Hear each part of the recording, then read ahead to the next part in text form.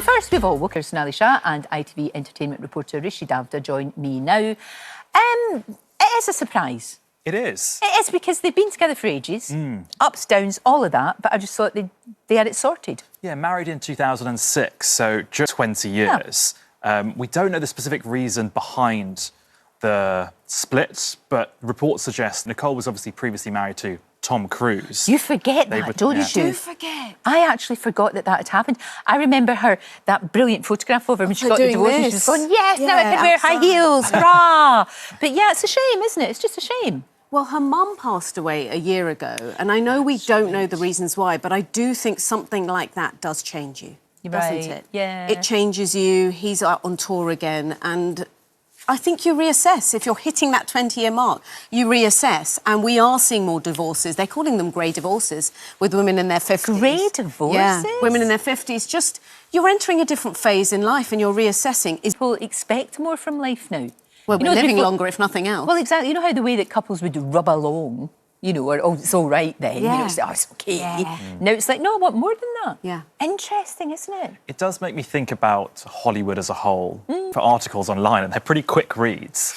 And the three that came up straight away were Tom Hanks and Rita Wilson. Oh, yes, been together for ages, yeah. Sarah Jessica Parker and Matthew Broderick.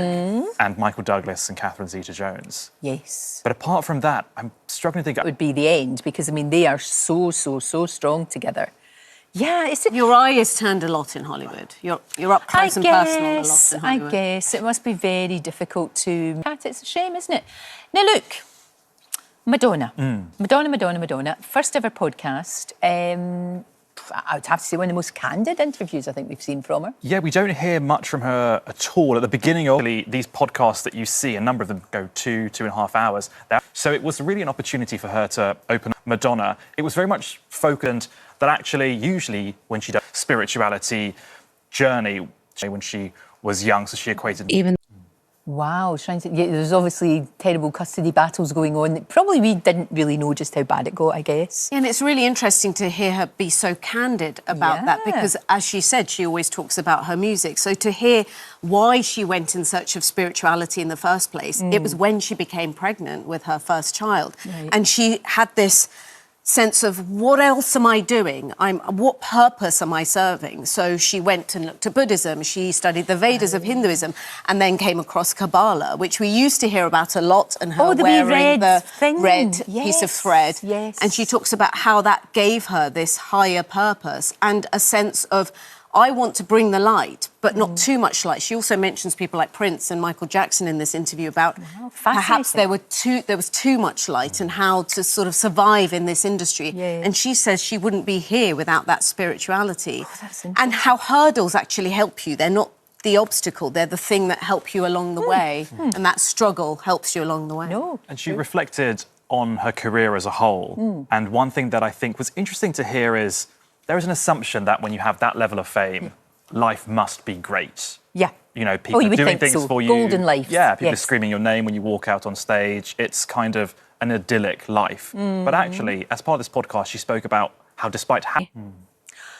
Is anybody happy in Hollywood, Rishi? No, do you know what? I think to me, everything's going to have ups and downs. Yeah.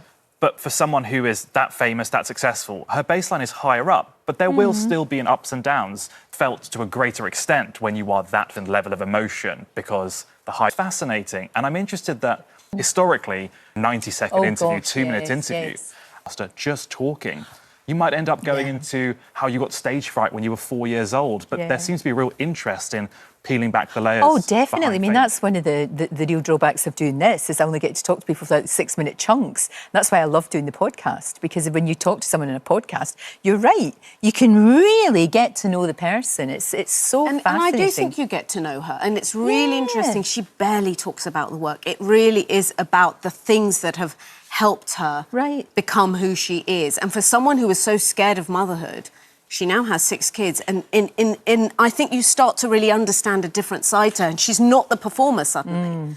she's the spiritual being. So it's, if you're a Madonna fan, this is definitely the podcast. Oh, for no, you. absolutely. And she looks remarkable. I mean, the lighting is fabulous. And she's had... See, I listened to it, and I do think it's quite a different experience if you listen to it. Than to see? To see it, yes. Because you're too busy going, wow. Also, who's got 2 hours to sit? Indeed.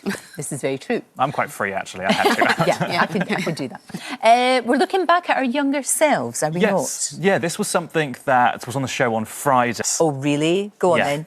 Should we have a look? Go on Lorraine, then. I think this is yours. Oh, I don't look like me. Do I? I can't really see it No, very well, to be fair. No, that... Oh, maybe. But what it's had people doing is kind of reflecting back on maybe some of the advice they would give them younger self. Sonali, what would you say Show to me. this version of yourself? Yeah, Oh show me, my show me. gosh. Oh, look how beautiful you are both. I did once write a letter to my 16-year-old self, actually. you? I read it back this morning. And I said, look, I'm not going to tell you how things worked out, because, and I know you hate surprises, but I won't do that because I want you to go with your gut. Go with your But gut. I don't end up becoming a doctor or Janet Jackson's backing dancer. Which So is I what just you were reveal after. that. There Yeah, is that's what I was still after. time. Rishi, what about you? Yeah, let's see we can have a yours. look at Let's mine. see your... Oh, listen, in AI doesn't always do... It's not doing you justice. Back at that, whoever they may be, and their smiles make me think, right now doesn't mean it won't work. Thank you both. That was really It's a good exercise. Thank you so much. It absolutely is. Right, in just a moment, well ahead of